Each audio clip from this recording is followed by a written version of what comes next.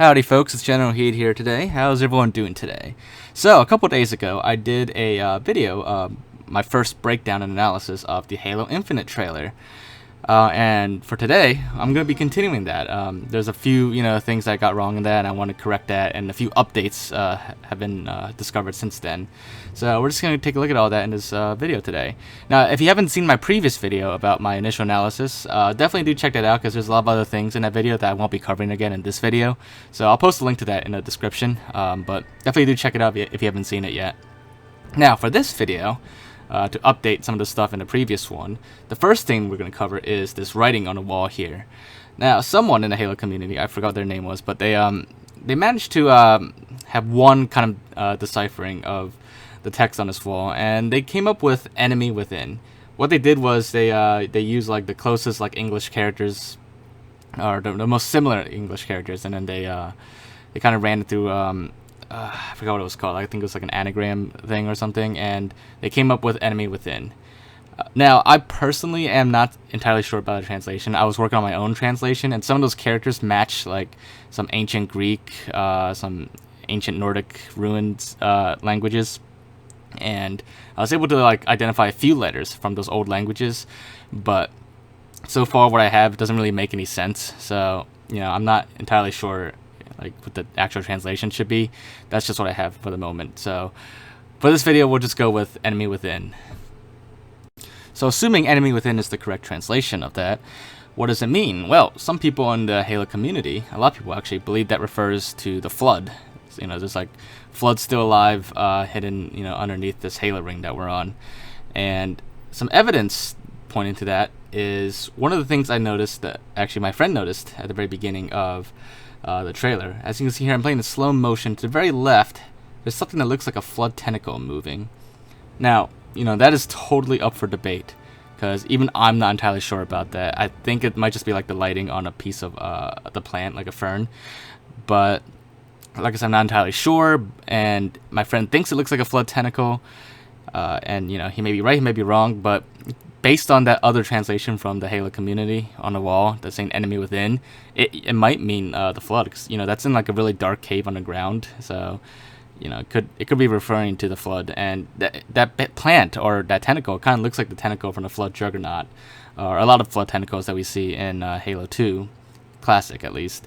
But I'm not entirely sure, but that makes a little bit more sense now. So the next thing is the Morse code translation. I'll let you guys listen to it one more time before we continue. So, after that video that I initially posted, the community definitely came through again and managed to translate that very quickly. And I didn't entirely agree with this translation of the Morse code at the very beginning. But, it seems like the more I look into it, the more other people have verified it. Seems like it definitely translates to SOS Zeta Halo GRD. So let's break down what that means now. SOS is obviously an emergency message that you would send via Morse code if you're in trouble, basically. And Zeta Halo means installation 07. So that might identify the Halo ring that this takes place on. And GRD, well, that could mean a lot of things, but I've been told that GRD in the military stands for guard, which could mean guardian, as in like there's a guardian protecting this Halo ring and trapping everybody there, which is also an interesting possibility. But again, this is all speculation at this point, because in Halo Reach, GRD was also a cut helmet from the game that was supposed to be in one of the DLCs but never made it, and later became an Easter egg for the GRD dolls on the Halo CE anniversary maps for Halo Reach. So it could mean a lot of things, but right now that's what we have, and that's what people are speculating. Now, this next little thing in this trailer that I didn't notice before, that somebody actually pointed out to me, and I had to like look really close to verify it. After this scene here, where we will zoom into a Pelican soon, there's a little screen flashing on a Pelican in the cockpit. If we take a closer look at that, you guys probably won't be able to see it clearly in this video, but on a like high resolution display and like the highest quality video file you can find of this trailer, at the very bottom of the screen, the numbers it appears to be a date, and my friend says that it says May 27th, 2560. which means this game takes place, I think, like a little over a year after the events of Halo 5. So basically, it's a bit of a time skip, but it basically the game could show like life after Cortana, at least a little bit. And other than that, there's not really much else to go on with that, other than the date the game takes place. But might give us a little bit of insight into when, like, the general timeline of Halo Infinite. Now, so that aside, this next thing I'm going to show you is underwater here. In my previous video, I thought that thing that the Sentinel Enforcer is shining its light on was a underwater doorway. I was wrong, actually, and a lot of people pointed this out, and on closer inspection, I have to agree it is definitely a warthog underwater. In a higher resolution version of this, and if you look closely, you can definitely see more of the warthog in the front. I think it's more of a scout warthog that's in the water, but anyways, that aside, it is definitely a warthog.